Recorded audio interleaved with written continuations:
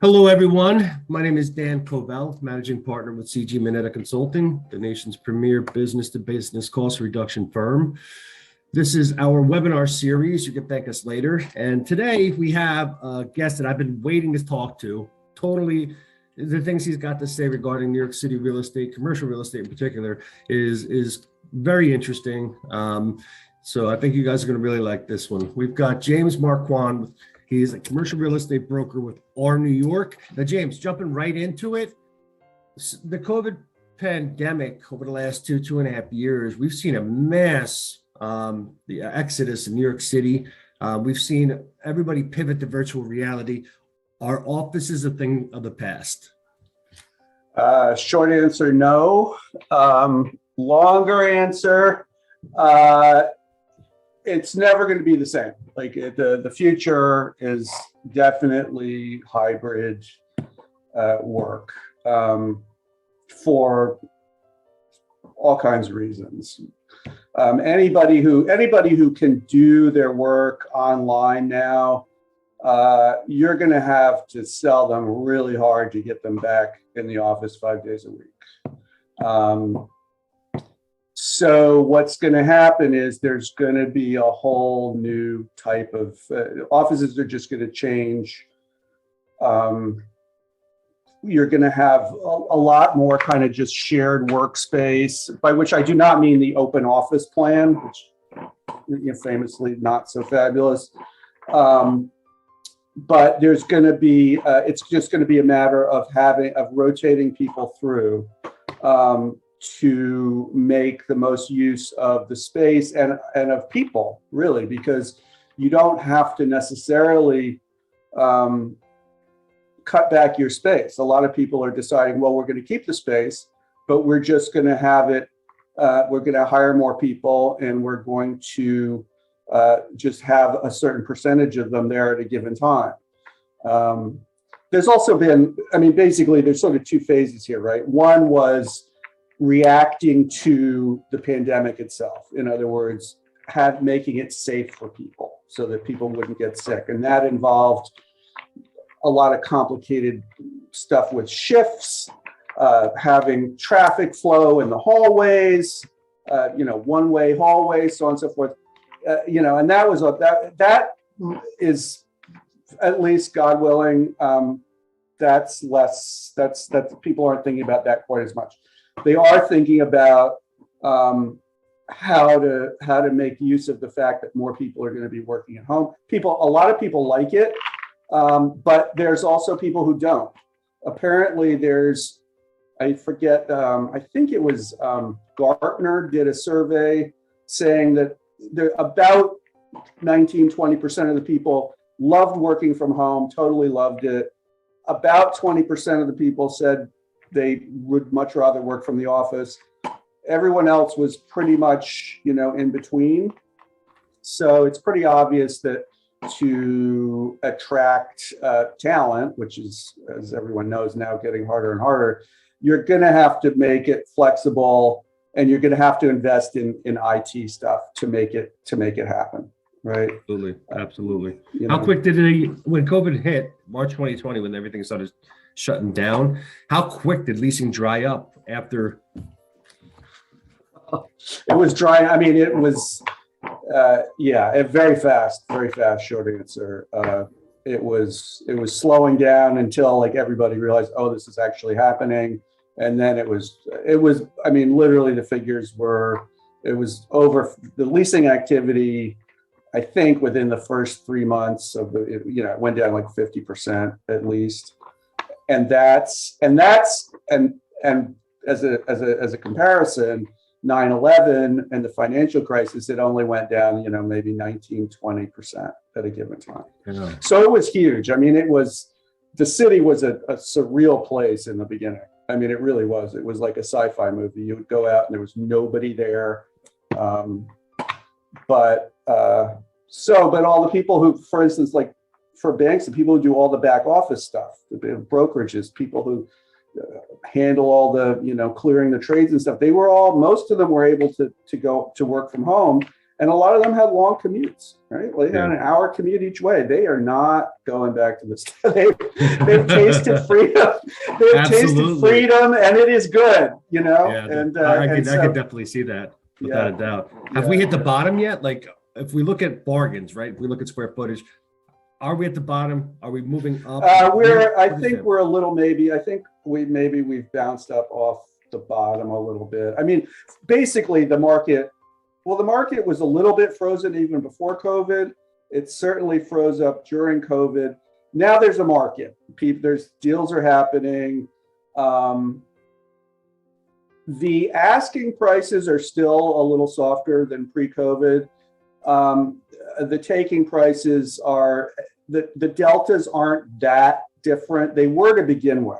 I mean, maybe 6-7 months ago, the deltas were there was 25% off the ask, which for New York office spaces, that's a huge delta. Usually the delta is like $1, $2, $3 a square foot, at least for, medium, small size spaces. But where you're seeing value, you're getting a lot more TI, a lot more tenant improvement, a lot more free rent. And famously now, like, everyone is all on the amenity train. Larry Silverstein was talking about having catered lunches for all his buildings. I mean, I don't know if that's going to happen, but quite the commitment. But there was this bizarre moment when I guess it's a couple of months into that, I guess it was 6 months into that, when Jamie Dimon got on, and said, well, we're Morgan Stanley, or no, it's not Morgan Stanley. He runs Morgan Chase. Anyway, Citibank, sorry. So he said, well, we're operating with zero footprint. We can do it. We've proven we can operate with zero footprint. And all the lands, we're not worried. We're not worried. They were worried. If you owned like an office building in New York, you were, I don't care. Without a doubt. You were worried. I couldn't imagine that's insane. So, all right, CG Mineta Consulting, we're expanding and we want to go into New York City. Where are we finding value? Where in what do you recommend? For leasing, there's still like the whole Hudson Yards development. I think there's still value there on the far west side. Still, ironically, I was talking about 9/11. The financial district never really recovered. The rents never recovered. Really? It's interesting. Yeah, so there's still definitely deals down there. Like, there's still office space going. Going cheap down there, and some very nice, like big views and all that stuff. So also sometimes, and then some smaller spaces I've seen around the Seaport area, which is a cute area. But it's an odd thing. It's an intangible. The thing is, the feeling down there. I don't know. Well, you used to work on Wall Street. It doesn't. I don't know. It doesn't. It doesn't put it this way. It doesn't. It's not like a kind of like homey feeling. Like you could sort of have the feeling in Midtown is, I don't know. It's more variegated, and down Wall Street, it's just the feeling is like a little colder. And I don't know. Yeah. It's an intangible, but I think. I'm convinced that's the reason the rents are lower. I mean, the offices are perfectly good, beautiful views, so on and so forth. Makes sense. Yeah, that's nobody wants to be around that kind of environment or that feeling. Yeah, it's tough, and they've had a tough time getting residential people. They've been trying, like developers, right, have been trying to get a residential population down there, and it's been a tough sell, except for Battery Park. The Battery Park is right near the water, and that's like gorgeous, right? So that's exactly. So you just mentioned something. Developers. I'm a developer going to New York City. Where am I buying? Where's the best value for me to buy? That's a tough. There's honestly like. What do I look for? Is the subway going to be expanded or? Well, I always tell people and this would be sort of smaller scale development.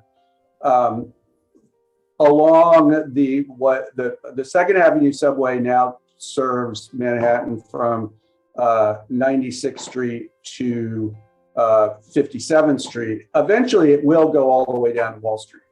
I think there would be value in buying, small multifamily things, east of First Avenue up there.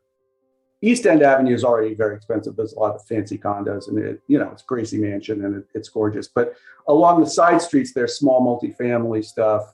I think would be not a bad thing to do, because I don't think it's been priced in. Once you can go direct from Second Avenue and 86th Street to Wall Street, I think those eastern First, Second Avenue areas are I think they're gonna pop. I think it'll be. I think there's still value there. For larger development, that's a real, that you just have to do a lot of homework. There are distressed properties out there, but you don't find them on LoopNet. And you got to be digging 24/7 to find something. It's not easy. Honestly, it's just not easy to find value. It's New York City to buy and build. It's and a lot of times it ends up people, a lot of foreign. Actually, I used to work for a firm that got half bought by a foreign firm, and they came in and they built 3 projects, but they bought the land cheap, but it turned out it was on sand, and they literally have pumps now in the basement of their buildings that are running 24/7, and they're paying electric to pump out the basement of their building because they didn't. ROI. So it's That's crazy. Developing in New York City, that's triple black diamond real estate. Yep, no doubt about it. So, leasing too. That's not. Yeah, sure. Yeah, and that's that's why it's good to have a broker.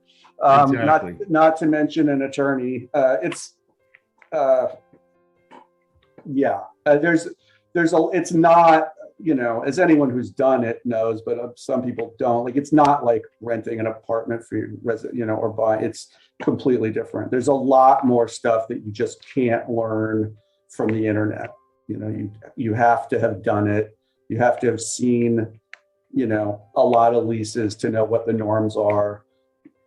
You're never going to get an entirely, lawyers are always very cautious, famously, for perfectly good reasons. But, someone who's never signed a commercial lease before looks at a commercial lease and they think, this is crazy. This can't be true. And some of the stuff in the lease can get crossed out, and some of it, like it or not, probably won't. And it's an attorney who's local and who's done deals in the city, who knows the difference and knows where there's wiggle room and where there's not. So the other thing to where were we? Let me ask you this. One more thing. The other thing, and again, maybe this is obvious, but I say it to people because I don't like to take on a tenant and then get them in and I get paid, but then 3 years later they're out because they weren't sufficiently capitalized going in. Do not go to lease in New York City unless you are sufficiently capitalized. It's suicide.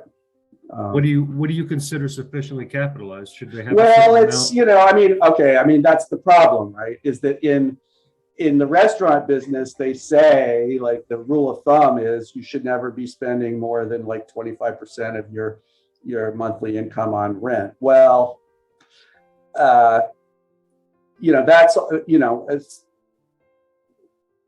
that's rarely going to happen really in real terms here now. They say also that if you're gonna start, you should have at least a year's buffer of capital. So a year's worth of rent, taxes, CAM, staff, pots and pans, everything. Again, okay, if you're a major established chain, yes, you'll have that. But most people aren't going to have it. But just be aware, like if you're doing it so close to the bone that you have no room for error, if you have trouble getting Con Ed to come turn on the gas, or you have this, that, and the other thing, just be aware that you need to have a decent cushion, because it never goes smoothly. It just doesn't.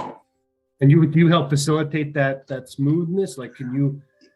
I first of all, like I'm doing now, I'm honest with people about like what the process is. I will. I can find, it's important to have like an expediter. I know a couple of very good expediters, liquor license attorneys, things like that, zoning attorneys, things like that. You can, you can pretty much get done, anything that's legal with, the right help, and you got to pay for it. So there's a big cost of doing business in New York City. It really is. Yeah, there always has been. It's always been the place to be.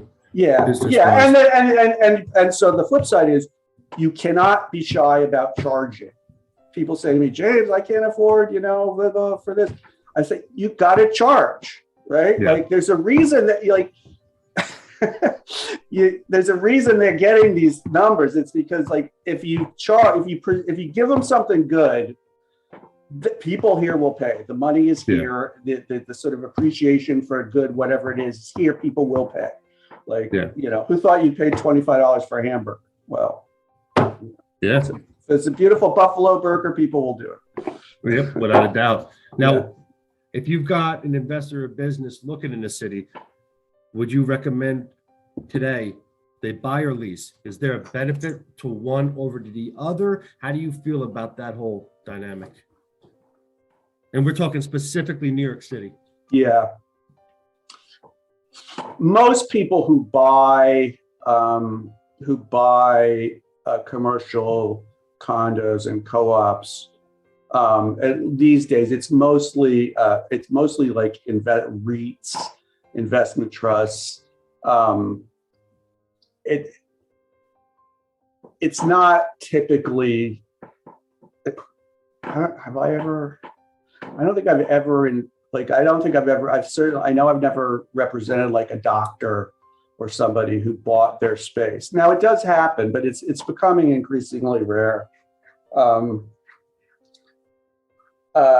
I think all in, I'd say it makes more sense to lease, certainly to begin with, to understand what's going on. And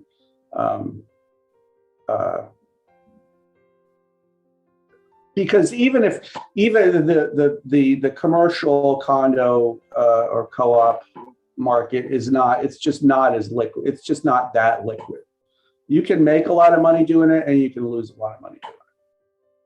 I mean, I have a listing, a medical co-op that I did this was 2 or 3 years ago. I did all the comps, and people were getting anywhere from $900 a foot to $1,000 a foot, and so we had it at like, I don't know, we had it about 890,000. The co-op, the office just down the hall just went on the market for, which is a little larger than this space, just went on the market for $495. So it's it's sort of like investing in Miami or something. There's more volatility, but the problem is there's volatility, but not that much liquidity. So that's a real pro play. And I don't really deal that much with buying and selling office co-ops, kind of leasing. Yeah. So James, you mentioned the leasing piece of it. Do you see any different tax incentives available to business owners that may be looking to lease in Manhattan in that area? Yeah. Okay. So there's a ton of incentives now having to do. There's the thing called REAP, Relocation and Employment Assistance Program. This has to do with companies, if you have a company that's been, for instance, operating on, I don't know, 66th and 2nd or something like that, and you're going to move either north of 96th Street or to Long Island City or Queens or Brooklyn, and you're going to hire some people, then you absolutely will get, tax credits. The REAP thing, depending on how many people you bring over, how much space you take, so on and so forth, you can save up to, you can get a tax credit of up to like $3,000 per employee per year. The total, so you can save in terms of, like, if you think of it in terms of your rent, you can knock off, well, the paper I have in front of me says up to $15 per square foot per year on your, that would be only if you were a huge company. But even like a small company that employs like 10 people can knock off $3, $4, $5 per square foot per year on their rent costs. Similarly, there's a similar thing for energy savings. Where you can get, you have to do stuff to get this, right? You have to meet certain requirements. I don't know, you have to have the right type of window, and you have to, there's boxes that you have to check. But you can get, again, this is saying from 35 to 45% of you off, discount against your energy bill. A similar thing is this commercial expansion program, so on and so forth. There's a ton of stuff out there, and you got to do your homework. I mean, that would be, for CG Moneta, there's bread and butter for you guys, like to dig into that and make that available, and get into the weeds with it and see exactly what the ins and outs are. But there's a ton, there's a lot of stuff like that, a lot. Yeah, there's certainly benefits. Excuse me. What about, like, looking at COVID, post-COVID?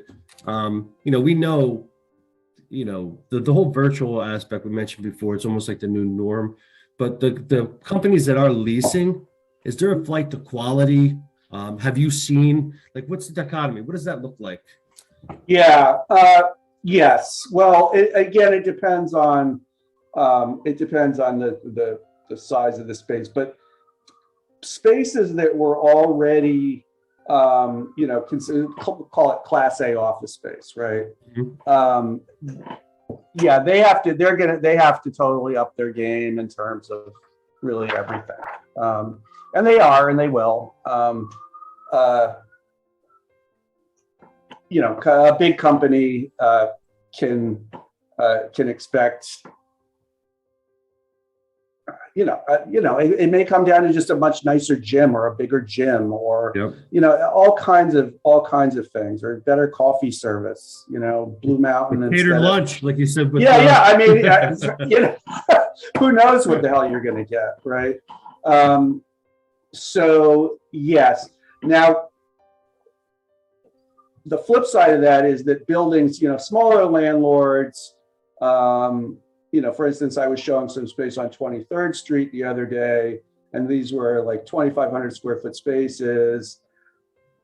That you're just going to get a lower rent. There's a lot of landlords who are they're not going to do work, and they're not going to, it's a small building, you're not going to put in like espresso machine, and then so you'll just get, the rent will be a little, you'll get a somewhat discounted rent. Flip side of that is they're shy about long lease terms. It becomes increasingly hard to get like a 10-year lease, but don't be shy. Don't be shy. If you're a qualified tenant, and it looks like they can put you in there and just not worry about you. I push hard for it. I really do. I don't. If I'm supplying somebody with like an income stream with the built-in escalations, I don't see, to me, like, if you're not going to give these people a 10-year lease, I mean, I leave it up to the tenant, but Yeah, yeah. especially by the way, since, the escape clause thing is so different now than it was 10, 20, well, maybe not 10, but, originally, if you signed a 10-year lease, you were technically on the hook for the whole damn 10 years. And that's very rarely the case anymore. Really? Yeah. They had this again was a while ago now, but during one recession, there were so many, I think this is what I heard. There were so many law firms that were having to get out of their leases, and there was so much litigation that went on that it ended up just not being worth it to anybody. So they invented this thing called a good guy guarantee, which is basically two things. There's the guarantee for the lease. Someone's on the hook for some amount of the total rent due over the lease term, no matter what. And then there's the good guy clause, which means it has different flavors, but it basically means that, all right, so say after 4 or 5 years you want to leave, you give the landlord a certain amount of notice, you are paid up fully up to the time that you leave. These premises are not a mess. You give back the keys. Everybody goes bye-bye. The only catch being you usually, and again, not always, lose your security or some part of the security or something. But it does mean that you can exit. Now there's variables, there's different, they call it a freeze, like they'll say good guy guarantee with a 2-year freeze. That means the guarantor is on the hook no matter what for 2 years with the rent, right? And that's a personal guarantee. I mean, unless you're Starbucks, someone's signing personally for that, right? But it's only the 2 years. It's not the whole 10 years, right? And again, many people listening to may know this, but it's very, very important to have the lease be in the name of the company. You don't have to. The lease is in the company name, and then the guarantor. Almost always, it's a personal guarantee. So the difference being, the company, you can always, the company, the money, you can just put the money somewhere else and they can't get anything from the company. The guarantor, no, they're gonna, if it's worth it to them, they'll come after it. But to pay an attorney, and it happens, right? Where if you sign personally the lease and the guarantee, the good guy clause does you no good at all, because you've still signed the lease saying I'm paying for 10 years. Okay? So that's basically that's very, very, very important. And it Has also that always been around, James? Well, I've been doing this for about 12 years now, and I no, it has not always been around, but it's fairly standard now. I did one deal a long time ago where the landlord was like, "What do you mean, good guy clause?" It's a 10-year lease, so that's 10 years. I told the tenant not to do it. I said, don't do it. He's gonna own you. And she wanted to open her fashion studio, and she did it. And I don't know how it all ended up, but no, it's something, like I say, that from what I understand, it's something that evolved because there was some recession. It might have been the 70s, could have been the 80s. There was just so much litigation. Law firms were contracting, and and they were getting, they're a law firm, so they were gonna, if the landlord was gonna hold them to 10, they were gonna, fight it. So everyone just decided it was like a truce. It was like a timeout. Let's rejigger this, Waving a white flag. Yeah. So in general, you have that. Of course, the specific terms change. Like if you get a 10-year lease, some guy might say, well, guarantor's on the hook for at least 5 years. That's if it's a big restaurant space or something, they might do that. But that's subject to negotiation. Sometimes you get lucky and unbelievably, they forget there is no freeze. Really? It happens, but don't count on it. You might want to edit that out, because it doesn't. We're going to lead with that. Yeah. I think, James, we talk a lot. We talk about, pre-COVID, post-COVID, some different lease options, buying and purchasing and leasing and things like that. So my key question to you, being in the business and being the knowing, the all-knowing and things like that. Yeah. The Oracle. You can just call me the Oracle. Yeah. Okay, the Oracle. Fine. Okay. Yeah. So being the Oracle, here's my question for you to kind of end this little call. If you were going to personally purchase commercial property, where would you buy right now?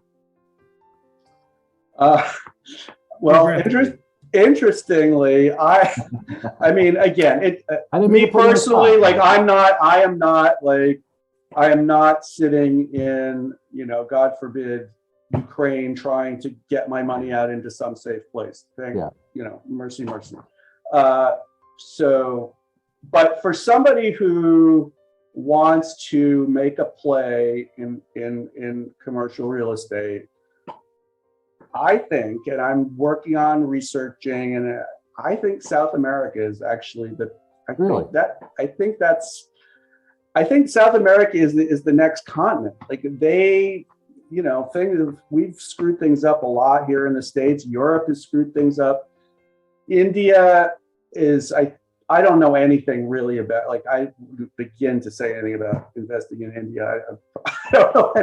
But I do think that you can, I was in Mexico City recently over Christmas, and there's just these beautiful old buildings that are just, that are, you see for sale or not for sale, but are not being used. And I just think that if you went in there, you gotta do major work, and it's a risk, right? Like, it's risk reward. It's a play, but that's what I would do. And I'm sort of thinking about doing it. And I generally, like, I own an apartment, but this would be actually the first kind of real estate investment per se I've done. And it's, but I think it's, and I've certainly, like, now, the reason it doesn't happen, and people worried about the government, it's unstable, are you going to get some left-wing government and blah, blah, blah. Okay, I mean, but it all depends. Like, it depends how, what the cost basis is and so on and so forth. But anyway, that's my answer. That's my answer. I mean, the sane answer, like, what if I was a normal person, I would say, second and third tier cities, multifamily, that would be the thing to do. And we don't want the sane answer. We want the crazy answer. So yeah, you came to the Oracle.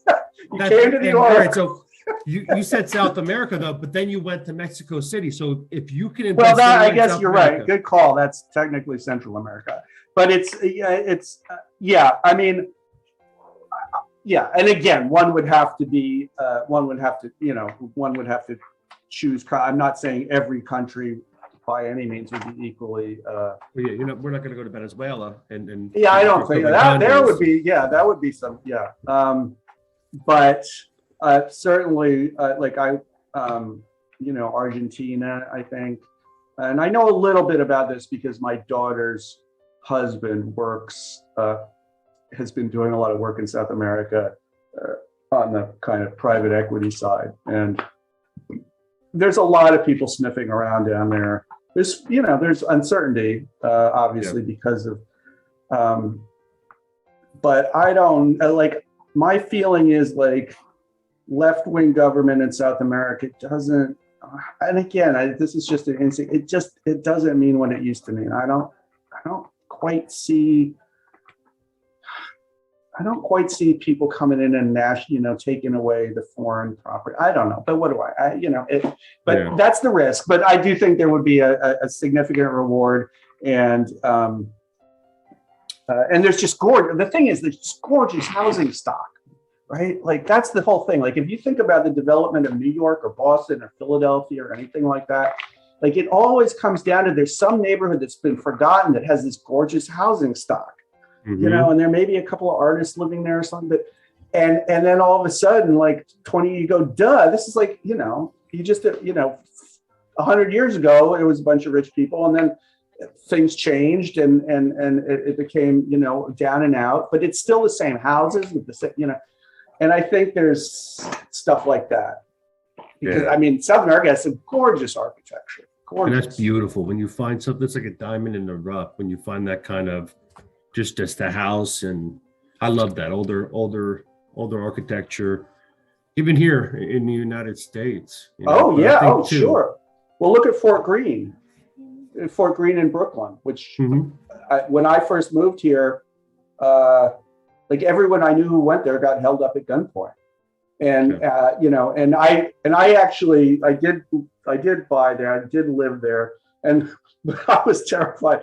So before I went to the closing, I put on a suit, and I purposely walked from the building that I was about to buy. I walked all the way down Fulton Street, all the way to the A train, but to see if I was going to get mugged. You let yourself be the guinea pig, huh? And nobody, it was like, hey man, hi man. And it was okay. So a lot of changes. Yeah. So but again, it's a little park, brownstones all the way around the park. I love that. And now those are 6 million. Tons. Yeah. So, like a big swaths of Brooklyn. Yeah. Yeah. Well, now Brooklyn is overpriced. It's ridiculous. Like everything you can argue is overpriced. Yeah. House wise. Yeah. Except for us, right? Like we're not overpriced. Never ever. The leasing, I tell you what, right now, if you're a company looking to go into New York City, now's the time to get in there, set up shop, call James, lease, just come in, post pandemic when the prices are down versus where they were. And it's definitely an opportunity. And there were people all along, just like in the financial crisis. I remember like in 2006, even when it was just, not 2006, 2008, there were, people all, swarming. But the thing to realize about New York though, like, it's never a fire sale. It's never a fire sale. At least, right? Knock on wood, it's never a fire sale. But there's opportunity. But a lot of times people come with exaggerated expectations. They think, oh, this has happened. I'm going to get something for half of what I could. That's not so much. But you can get a lower rent. You can get more TI, and you can, especially like if you can find an area. Well, it depends on the business, right? But for retail, if you find an area that's just coming on the radar and you get in and you get, if you can get a 10-year lease or a 15-year lease, then you can really, because the last 6-7 years, you really, that's when you make the money, If I'm a business and I want to go, like that's something you could help me with as a businessman, right? We could sit down, you could show me the best or the most up and coming areas. Yeah, well, I am very old school. We'll get in my truck and we'll just drive around because that's how you see, like you get the feel. Like, you're not going to learn anything from the freaking internet. You got to feel it. You absolutely have and you'll just see, and you can just kind of suss it out and you talk to people. And the model for restaurants is find some liminal neighborhood, get in, and and start serving fancy food. But it doesn't not fancy food, but just good food. But the thing that you have to remember, again, it speaks to my earlier point about capitalization, is in New York, like it's gotta look like somebody spent some money and some serious thought. Like whatever you really spent, fine. That doesn't, but it's gotta look slick. It's gotta have that. I mean, you've seen these new coffee places, right? Like Blue Bottle Coffee. God, I don't like how they must, the place that opened near me, that was like a $400,000 build out at least. at least. Now they're hugely capitalized and so on and so forth. But it's got to like look. It doesn't. You don't have to spend that kind of money, but it's got to look really nice. And the food's got to be really nice. So in other words, somebody like the feeling is, gee, here I am in, Prospect Heights, but I've stumbled on something that I might have found in the West Village or something. And those are the places where, they have the best shot. Because there's people in New York, they're jaded, they know good food, but when they see it, when they see it, they will pay for it. And they'll Absolutely. They will move. They will make it an evening. They will go. They will travel. That's what I love about New York City. We're coming up to wrap time. James, want to thank you for spending some time with us. We're gonna hit the pause button. If you can, let the viewers know, how can they contact you? Best thing is call me. I feel like and what's your number? A radio ad. It's best number is 718-864-8144. Again, 718-864-8144. That's my cell and best contact. I'm on the CG Mineta Partners page. You can see a little bit about me. Do we have a link to my company? I think we do. You do, right? yes. Yeah. You click the logo, it brings you right to the website. Yeah. But again, in general, the thing that's important is the broker, not the company. It's just like, I don't care what, like, I like I'm very fond of and it's a very cool company, but it's the broker. It's the broker. You can go to Douglas Elliman and get the biggest, well, I don't want to get myself in trouble. That's it. That's why we have you on here. We completely follow that ethos. There's no question about that. So we want to thank you. Thank you guys. This has been fun. And if you have any more questions or anything, always feel free to call me. And again, that's 718-864-8144. And call